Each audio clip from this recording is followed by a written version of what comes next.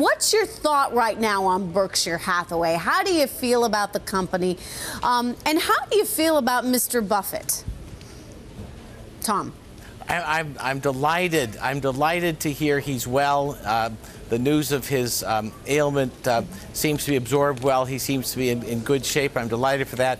He continues to dazzle with investment outcomes. The recent Bank of America warrants that he purchased and created in some ways will reward us richly. He's doing a terrific job, and he's increasingly talking about the team that he has on board, especially the investment team of Ted and Todd, to help him carry the load going forward. There's a discussion about the firm and the support that he gets in this important role he plays that I think is very positive looking forward. You are the #1 hedge fund holder of Berkshire Class A shares. What were you going to say?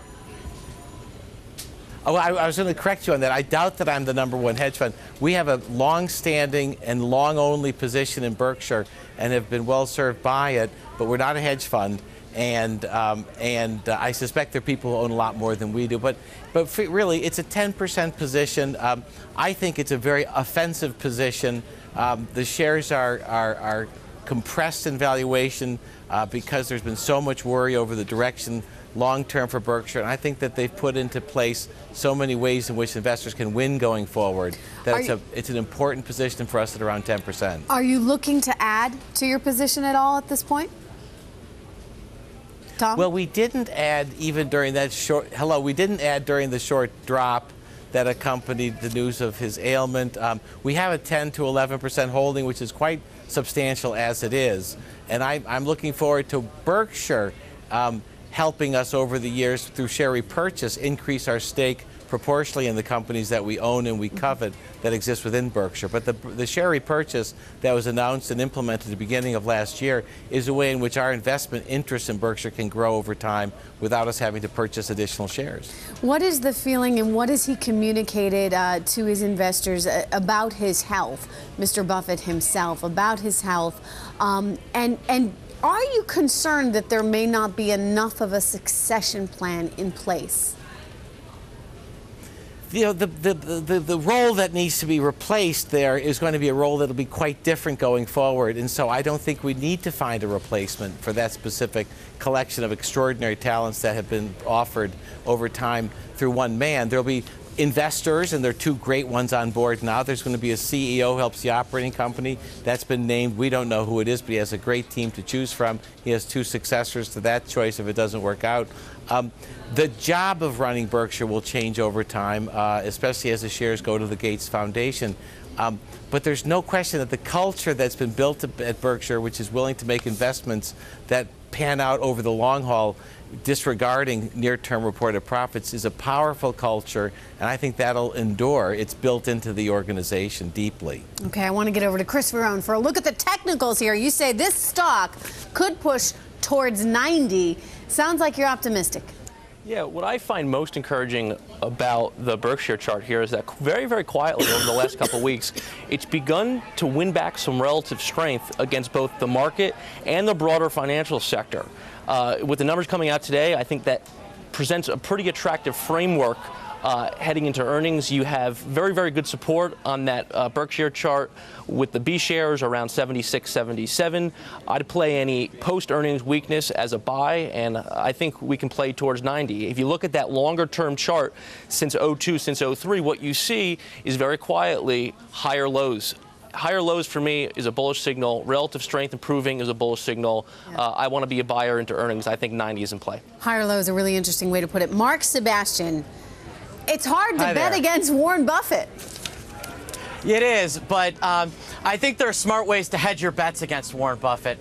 I was looking through option volatility, and it's really not that pricey for Berkshire heading into earnings. So I was going to joke that you could save 15% or less on your Berkshire 80 straddle because they own Geico. And the 80 straddle's trading, it was trading about $1.85 earlier. Berkshire's kind of rallied. It's trading near $2. What I noticed about earnings into Berkshire, when they meet expectations or do a little better, it gets a nice soft lift. When they miss, the stock really takes a dive. So I like buying the 80 straddle, it puts us in a bullish position. But if Berkshire says something bad, that straddle is going to really clean up if Berkshire loses, 5, 6, 7%, which tends to happen when Berkshire reports bad things. Yeah. But generally, I'm not thinking it's going to be anything spectacular. So, we'll lean a little long here. Tom, I want to get back to the fundamental take on this. I mean, to be buying shares of Berkshire right now, an investor has to be making a bet on the economy, do they not? And, in the face of today's jobs report, a lot of investors may be saying, okay, I need to take a deep breath here and see how this is all going to play out, because the economy looks like it's on much more fragile footing than it previously had been. Yeah, that's today's report, though, and I'm not sure that 2 weeks from now we might not get a different report. 2 weeks ago we had a different report. Housing manufacturers have soared in value on Wall Street. Berkshire's one of the largest enterprises involved with building, through Clayton Homes, through Benjamin Moore, through Shaw Carpet, their MyTech division. They have an Acme Brick. There's an enormous number of ways in which Berkshire's going to capture the recovery that's bound to happen on housing. That's bound to happen. I mean, I just got to stop you there, Tom, because go ahead, Mark. Yeah, you're going to say exactly what I was going to say. That recovery could be years away. If you can find me some really hot housing market, I'd love to hear about it. But Detroit and Washington, D.C. It's going to take a while. Any housing recovery, they're talking 2018, 2019, and he's got Berkshire's such old economy in their investing.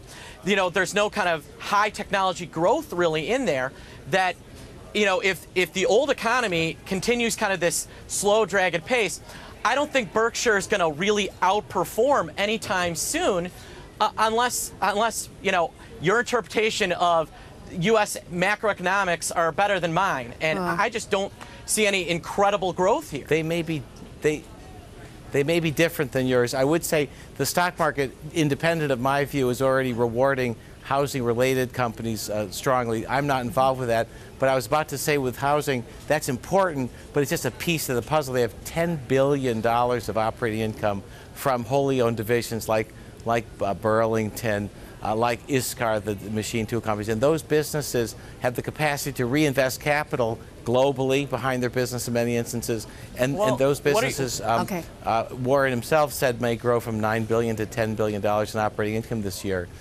There's just a strong foundation at Berkshire that I think is quite reassuring, especially at these prices.